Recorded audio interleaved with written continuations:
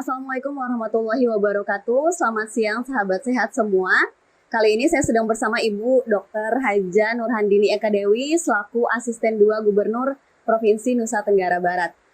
Dan Ibu, kemarin pemerintah Provinsi Nusa Tenggara Barat dalam rangka HKN Bu ya, berhasil mendapatkan penghargaan atas kontribusi aktifnya dalam pencegahan dan pengendalian penyakit tidak menular. Mungkin Ibu bisa jelaskan sedikit penghargaan apa yang diterima oleh pemerintah Provinsi NTB. Ya, pemerintah Provinsi Nusa Tenggara Barat mendapatkan penghargaan atas kontribusinya dalam pencegahan kebutaan akibat katarak. Jadi memang upaya yang kita lakukan dalam pencegahan kebutaan ini sudah berjalan lama. Kita mengawali di tahun 2012 saat hasil dari survei menyatakan bahwa angka kebutaan NTB adalah yang tertinggi di Indonesia, yaitu 4% dari penduduk. Nah, dengan tingginya angka kebutaan ini, maka kita perlu melakukan sesuatu. Kebetulan kita mendapatkan bantuan dari salah satu NGO yang mensupport kegiatan-kegiatan pencegahan kebutaan ini dari hulu sampai hilir. Kenapa dari hulu sampai hilir? Karena kita tidak hanya bicara bagaimana melakukan operasi katarak, tetapi juga kita bicara bagaimana melakukan pencegahan. Di hulu, di sisi pencegahan, kita melakukan persiapan di tataran sarana kesehatan, yaitu puskesmas. Kita melatih dokter dan perawat-perawat untuk bisa melakukan screening sederhana terhadap kelainan penglihatan, ya, baik itu yang bersifat refraksi, kemudian dari sana kita melihat apakah kelainan refraksinya ini adalah yang mengarah ke kebutaan atau tidak. Kemudian kita juga mempunyai desa peduli mata, di mana di sana juga kita latih para kader yang bisa melakukan deteksi dini apabila masyarakat di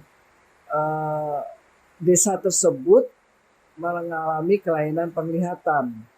Mereka akan segera merujuk ke puskesmas-puskesmas yang dokter dan perawatnya terlatih. Dalam perjalanan, puskesmas-puskesmas yang dokter dan perawatnya sudah dilatih berkembang menjadi vision center. Ya. Jadi vision center ini membuka peluang puskesmas memberikan pelayanan kesehatan mata yang lebih paripurna, di mana selain melakukan screening terhadap kasus-kasus kelainan penglihatan atau kebutaan, puskesmas tersebut juga bisa memberikan resep kacamata sederhana, sehingga mereka-mereka yang membutuhkan kacamata yang sederhana tidak harus datang lagi ke kota, ya, ke rumah sakit ataupun ke rumah sakit mata ataupun rumah sakit umum daerah, tetapi cukup bisa dilayani di puskesmas yang sudah bertransformasi menjadi vision center.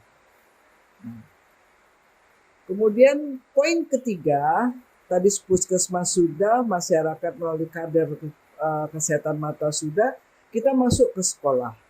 Kita tahu bahwa kelainan penglihatan itu paling banyak pada anak-anak sekolah.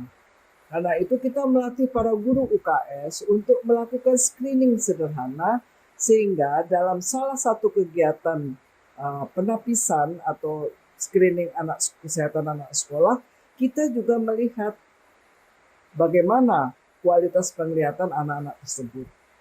Guru-guru bisa melakukan penapisan sederhana, kemudian bila ditemukan masalah gangguan penglihatan pada anak-anak muridnya, anak-anak itu akan dirujuk ke puskesmas. Nanti puskesmas yang akan menindaklanjuti apakah perlu kacamata atau perlu dirujuk lebih lanjut ke rumah sakit umum atau rumah sakit mata. Itu adalah apa yang sudah kita lakukan di hulu. Kemudian kita ke hilir, kita melihat bahwa pada saat itu jumlah dokter mata masih terbatas. Kemudian kita punya sarana kesehatan mata yaitu Balai Kesehatan Mata Masyarakat yang masih sederhana waktu itu.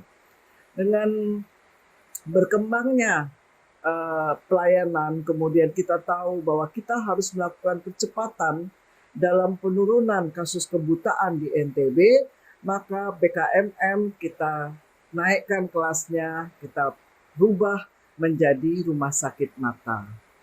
Tahun 2018 rumah sakit mata sudah mulai beroperasi, kemudian kita pindah dari BKMM di Cakra menuju lokasi yang baru di ex Rumah Sakit Umum Provinsi. Dan alhamdulillah saat ini kita bisa melihat bahwa Rumah Sakit Mata Provinsi Nusa Tenggara Barat merupakan tempat yang dituju oleh semua orang apabila mereka mengalami masalah dengan mata. Jadi sudah menjadi salah satu pilihan utama dari masyarakat Nusa Tenggara Barat.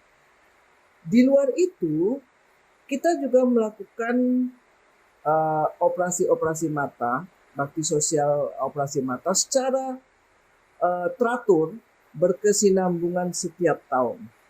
Baik dengan dana dari pemerintah daerah maupun dana dari bantuan dari luar negeri dan dana-dana CSR yang diberikan oleh perusahaan-perusahaan yang membaktikan diri memberikan dana CSR-nya di bidang kesehatan khususnya untuk operasi katarak masyarakat Nusa Tenggara Barat.